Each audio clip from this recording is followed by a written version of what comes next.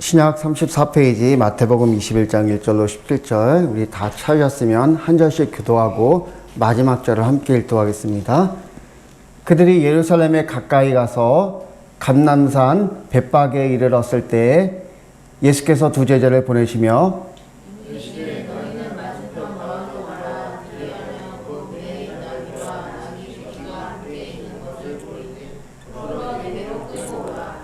만일 누가 무슨 말을 하거든 주가 쓰시겠다 하라. 그리하면 즉시 보내리라 하시니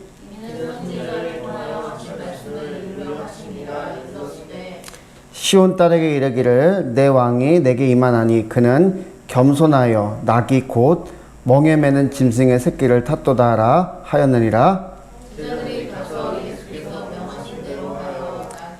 나귀와 나귀 새끼를 끌고 와서 자기들의 겉옷을 그의 얹음에 예수께서 그의 타시니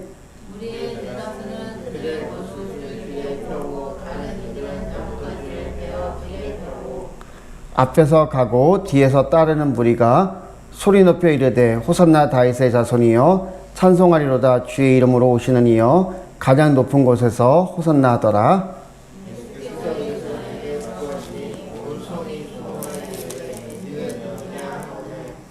무리가 이르되 갈릴리 나사렛에서 나온 선지자 예수라 하니라.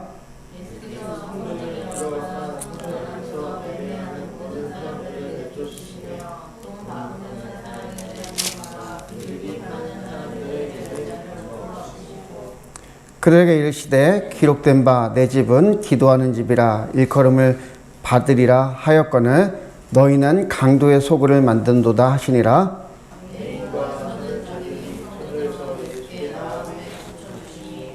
대제사장들과 서기관들이 예수께서 하시는 이상한 일과 또 성전에서 소리질러 호산나 다윗의 자손이여 하는 어린이들을 보고 노하여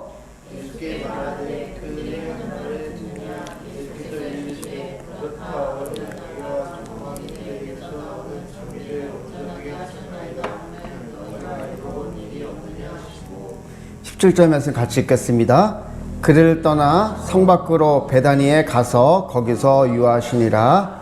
아멘.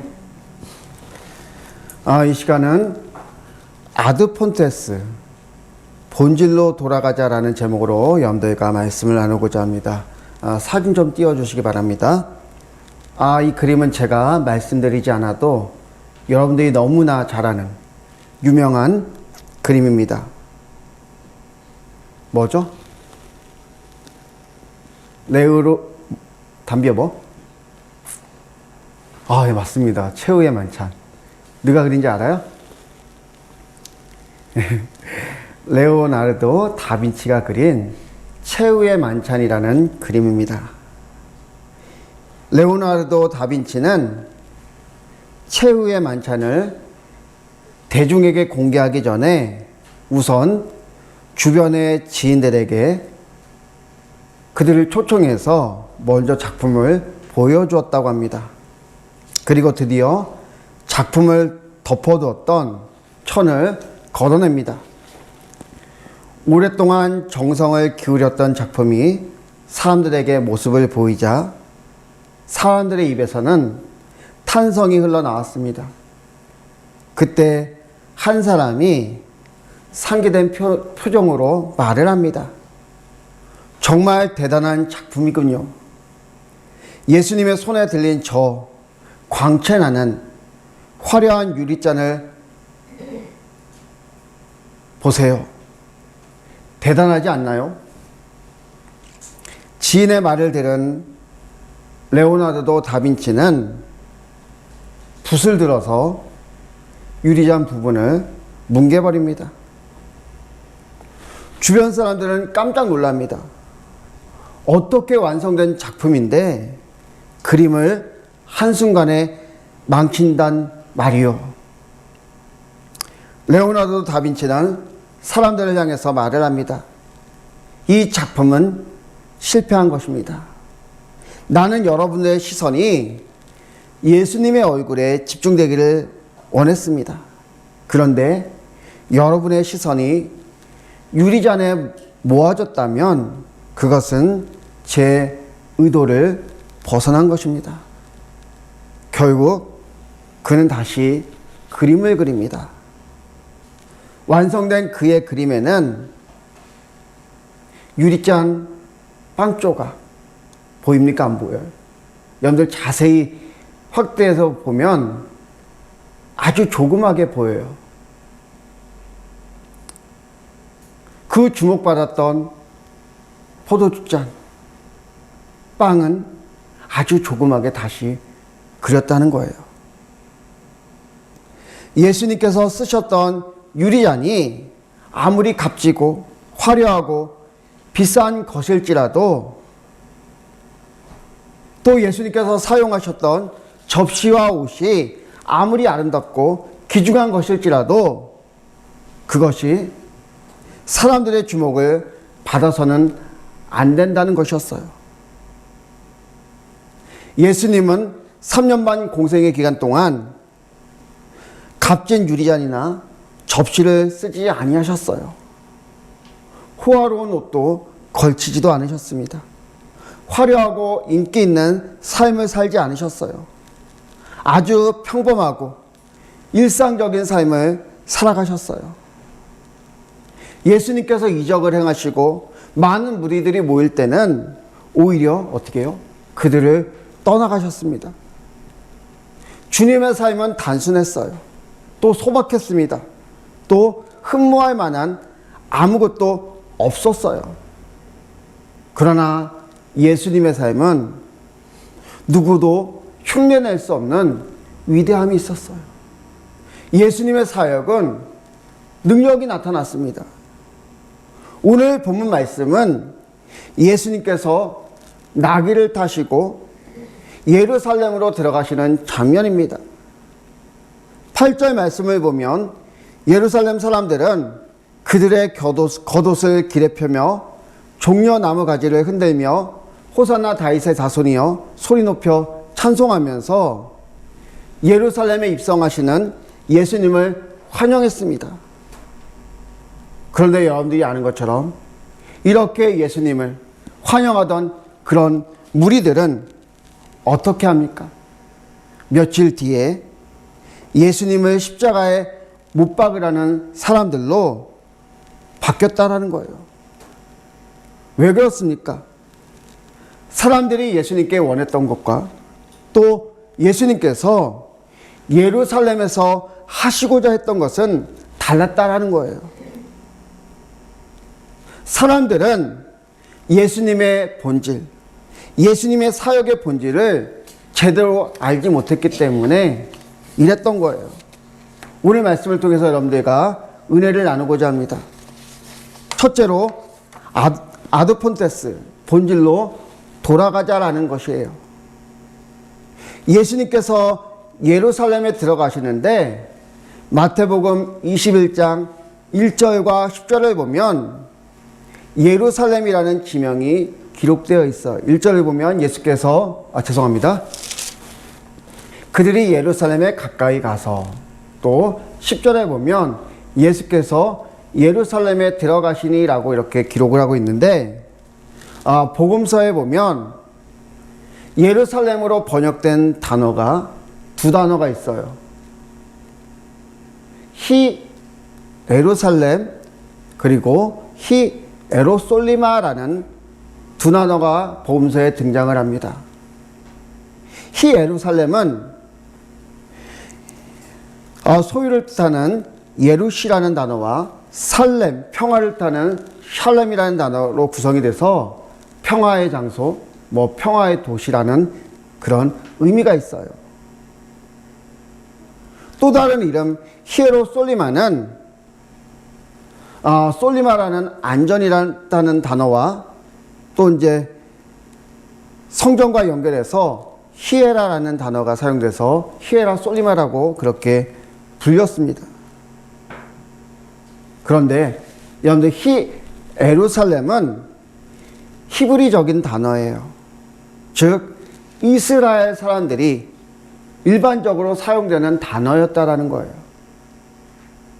우리가 예루살렘이라고 할 때 이 예루살렘도 히브리 사람들, 이스라엘 사람들이 일반적으로 쓰는 단어였어요. 그런데 여러분들 히에로솔리마 처음 듣죠? 이것은 헬라화된 단어입니다. 다시 말하면 이방인들이 예루살렘을 부를 때 사용하는 단어였어요. 오늘 마태복음 21장 1절과 10절은 어떤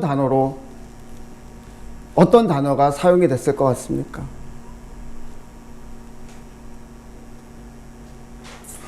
오늘 마태복음 21장 1절과 10절은 히에로 솔리마라는 단어가 사용이 되고 있어요. 왜 마태복음 21장 1절과 10절은 헬라화된 이방인들이 사용하는 히에로 솔리마라는 단어를 사용했을 것 같습니까?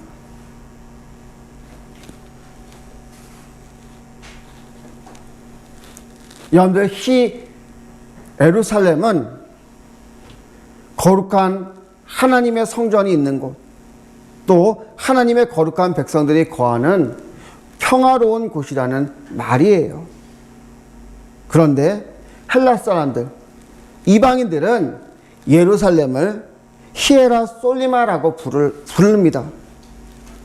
물론 솔리마라는 단어는 평화라는 말도 있어요. 그런데 약간 빈정되는 의미의 말입니다. 어떤 의미냐 하면 즉 평화라고, 또 평화라고 웃기지 마라는 의미를 담고 있어요. 거룩한 하나님의 성전이 있고 거룩한 하나님의 백성들이 거하는 곳이라고 웃기지 마라라는 말이에요. 왜 헬라 사람들은 예루살렘 성을, 또 예루살렘 사람들을 이렇게 불렀을까요? 예루살렘은 이방인들이 조롱하는 것처럼 위선과 거짓, 부정과 부패로 얼룩져 있던 도시였기 때문에 그렇습니다. 겉으로는 평화의 도시예요. 거룩한 하나님의 성전이 있는 곳이에요.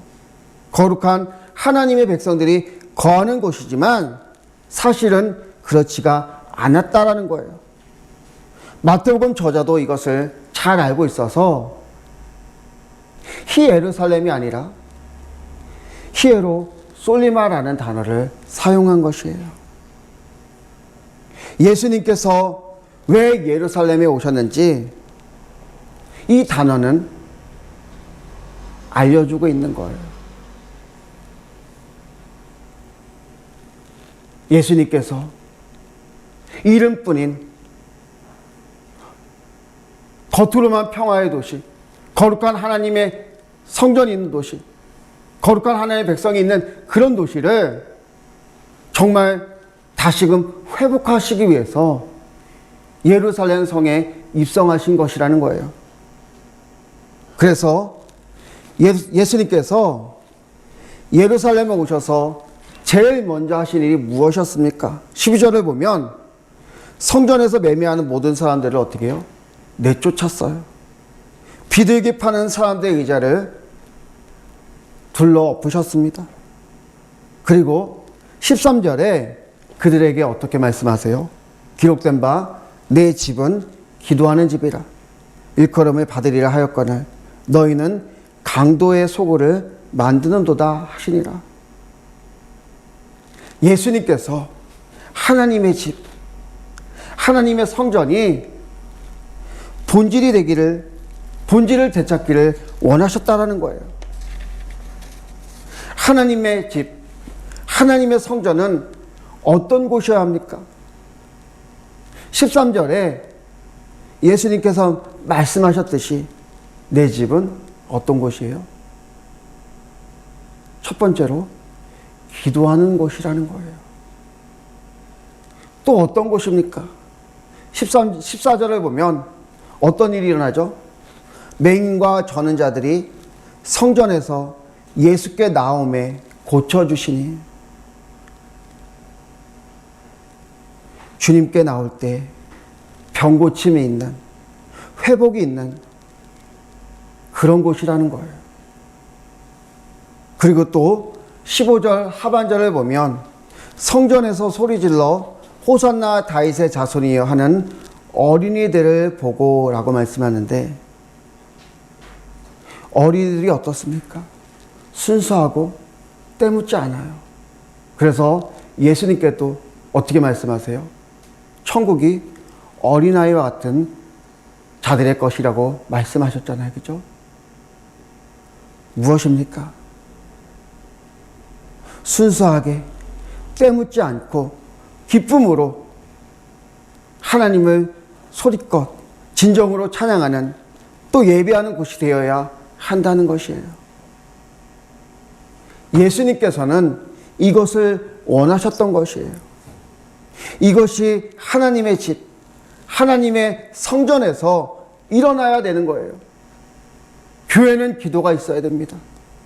또 진정으로 신령으로 드리는 예배가 있어야 돼요. 정말 기쁨의 찬양이 있는 곳이 되어야 돼요. 또 회복이 있는 곳이 되어야 돼요. 기도 응답이 있는 곳이 되어야 됩니다. 예수님은 그걸 원하셨던 거예요. 이것이 성전, 예루살렘의 본질이라는 것입니다. 이것을 회복하기 위해서 예수님께서는 예루살렘으로 오신 거예요. 그런데 예루살렘은 그동안 본질을 잃어버렸어요. 거룩한 하나님의 성전이 장사하고 매매하는, 위선과 거짓, 부패가 만연한 세상의 도시로 세속화되었다는 거예요. 예수님께서 예루살렘으로 들어오셨다는 의미는 십자가에 달려 죽으시기 위한 하나님의 계획도 있었지만, 예루살렘의 본질을 회복하기 위한 그런 의도도 있었다라는 것입니다. 16세기 종교 개혁자들이 슬로건으로 걸었던 말이 있어요. 설교 제목처럼 아드 폰테스, 본질로 돌아가자라는 것입니다. 아드 폰테스라는 단어는 라틴어 성경에서 의미를 찾을 수가 있어요. 시편 42편 1절에 보면 여러분들이 잘 아는 말씀이 있습니다.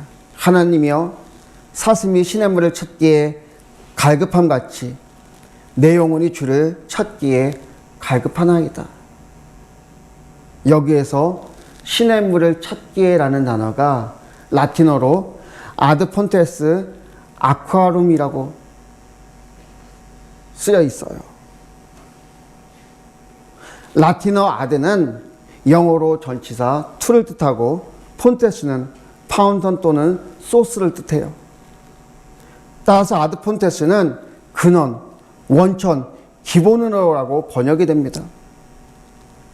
종교 개혁자들은 바로 아드 폰테스, 본질로, 기본으로, 베이직으로 돌아가자는 이런 의미를 가지고 종교 개혁을 했던 거예요. 그러면서 제일 먼저 했던 것이 무엇이에요, 여러분들? 잘 아는 것처럼 성경을 어떻게 해요? 번역을 합니다.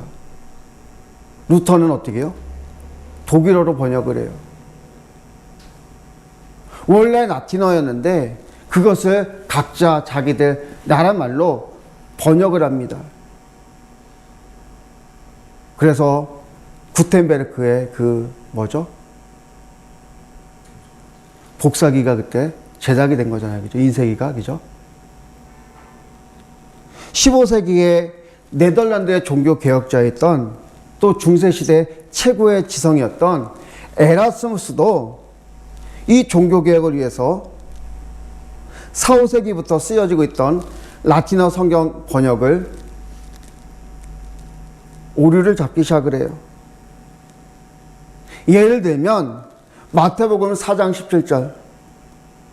최근에 여러분들이 아이들이 성경 암송했던 구절인데, 팔복에 관한 구절이에요. 천국이 가까웠느니라. 어떻게 해요? 앞에 뭐가 있어요? 회개하라. 회개하라 천국이 가까웠느니라. 그 말씀인데 그 라틴어 성경 종교개혁 전에는 이 성경에 이런 번역이 쓰였다고 합니다. 고해성사하라. 왜냐하면 천국이 가까웠기 때문이다. 원래 원본에는 고해성사하라가 아니라 회개하라고 원래 쓰여져 있던 거예요.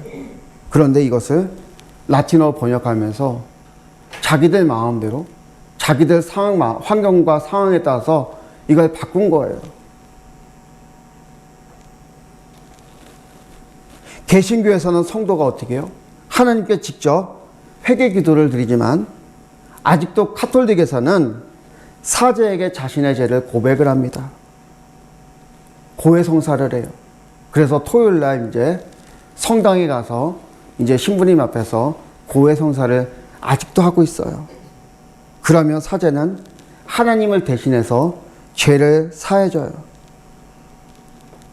이 본문을 고해성사하라라고 번역을 하면 인간과 하나님 사이에 누가 있는 거예요?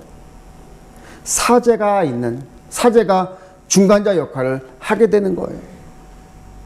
그런데 이것을 회개하라라고 번역을 하면 종교개혁의 만인 제사장설을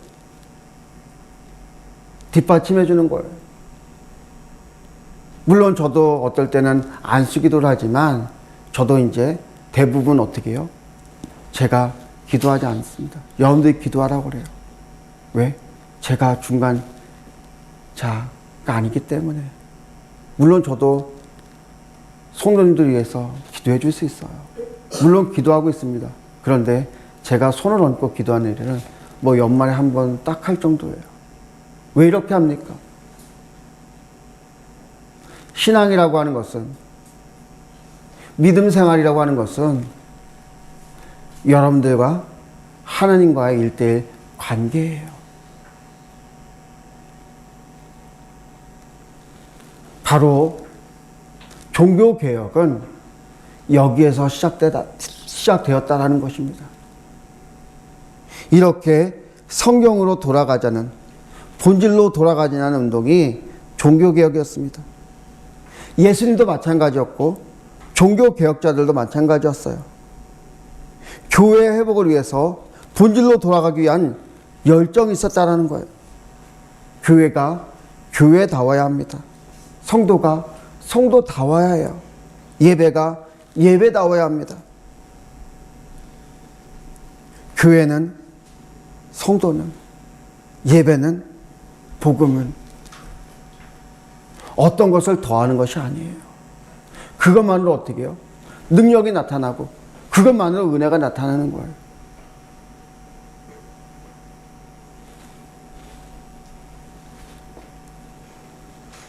단순해도, 시대에 맞지 않는 것 같아도, 화려하지 않아도 복음은 능력으로 나타나는 거예요. 또 어떻게 해요? 세상을 변화시켜 나가더라는 것입니다. 예수님도 마태복음 5장 13절에서 분명하게 말씀하십니다.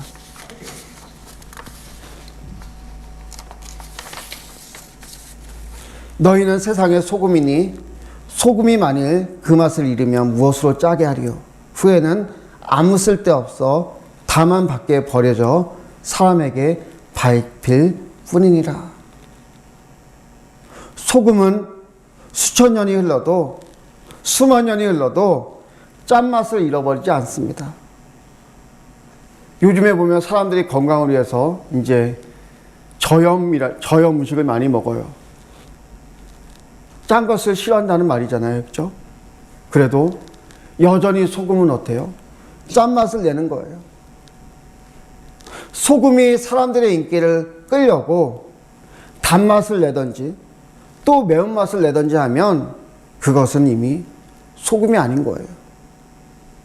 교회도 성도도 마찬가지입니다. 교회 안에서의 소금이 아니에요. 세상에서의 소금이에요. 세상 사람들이 복음을 싫어해도, 세상 사람들이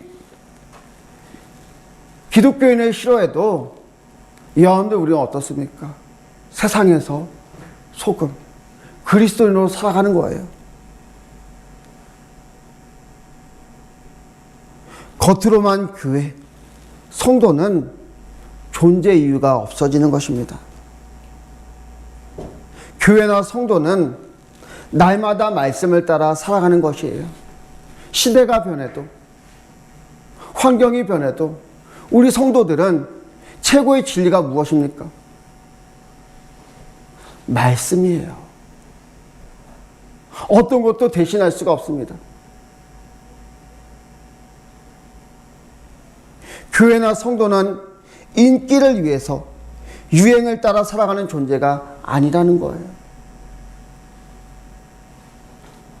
소금이 맛을 잃어버리면 밖에 버려지고 사람에게 밟히는 것처럼 교회가 교회답지 못하고 예배가 예배답지 못하고 맛을 잃어버리면 세상으로부터 지탄을 받는 거예요. 한국교회가 어려운 이유가 바로 여기에 있어요. 그들이 평화를 이야기합니다. 그들이 하나님을 이야기해요. 하지만 그들의 삶을 보면 하나님이 계시지 않는 것 같아요. 성도들이 거룩한 무리라는 이름을 가졌지만 정말 거룩한 삶을 살고 있습니까? 왜 신천지에게, 하나님의 교회에게 다음 세대를 빼앗겼다고 생각을 해요? 왜 그래요? 교회가 교회의 본질, 본연의 모습, 이것을 다음 세대들에게 보여주지 못했기 때문에 그래요. 여러분들, 우리가 이번 주간 다시금 본질을 회복하는 주간이 되시길 바랍니다. 정말 교회가 교회되기 위해서 여러분들 기도해 주시기 바라요. 성도가 성도되기 위해서 세상 속에서 성도로서 살 수 있도록 여러분들 기도하시기 바랍니다. 이럴 때 다시금 하나님께서 이 땅에 부흥을 주실 거예요. 다시금 한국교회가 일어설 것입니다. 다시금 하나님께서 이 땅에 하나님의 능력과 은혜를 부으실 것입니다.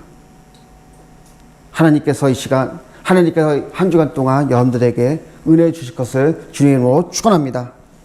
이 시간 복음성가 우리를 사용하셔서 찬양 부르신 후에 1분 정도 통성을 기도하도록 하겠습니다.